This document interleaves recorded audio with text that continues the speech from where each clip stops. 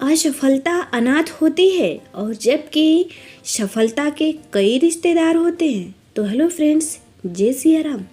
ये वीडियो आप सबके लिए है और मैं आशा करूँगी कि आप सब इस वीडियो में अंत तक बने रहेंगे।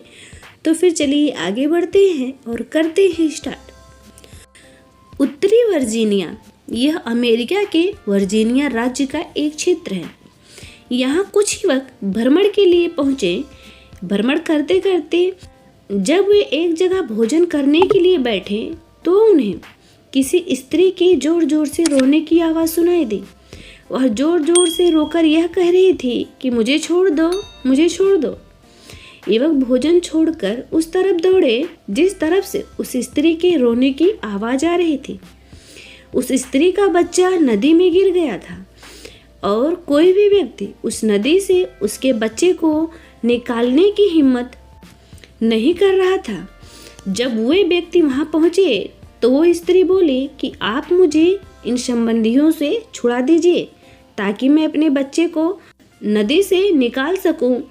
ये तो खुद कुछ कर नहीं रहे हैं, कोई प्रयत्न नहीं कर रहे हैं और ना ही मुझे मेरे बच्चे को नदी से निकालने दे रहे हैं। उस स्त्री ने कहा। तो उनमें से एक युवक था जो हाँ में पलक झपकाते हुए कुछ निश्चय किया और वह अपने कपड़े उतार कर और नदी में कूद गया। वह एक अच्छा तैराक था जो लहरों में काफ़ी मेहनत करता है, लहरों के साथ जूझ रहा था। वह युवक अपनी जान हथेली पर रखकर बहते हुए बच्चे का पीछा किया ताकि बच्चा उसकी पकड़ में आ जाए और वह बच्चे की जान बचा सके। लेकिन जो लहरें थी वो बार बार उसे ठगती रही और बच्चे को उसके हाथ से छीनकर ऐसे ले जाती जैसे कि लहरें कसम खा रखी हों कि इस बच्चे को उस व्यक्ति के हाथ नहीं आने देना है। आखिरकार वह व्यक्ति था जो वो बच्चे तक पहुंच ही गया और उस बच्चे को सुरक्षित बचा लिया। फिर उस स्त्री की कृतज्ञ पुकार भगवान को बारंबार आभार करने लगी। उसने पूरे मन से कहा, तुम्हारे इस उपकार का बदला मैं किसी भी जन्म में नहीं चुका सकती।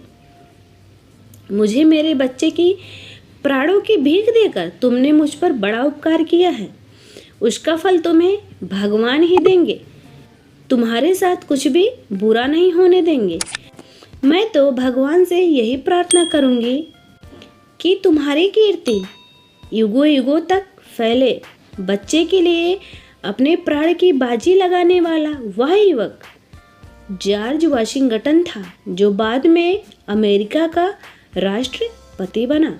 वीडियो में अंत तक बने रहने के लिए आप सबका धन्यवाद। जय सिया राम।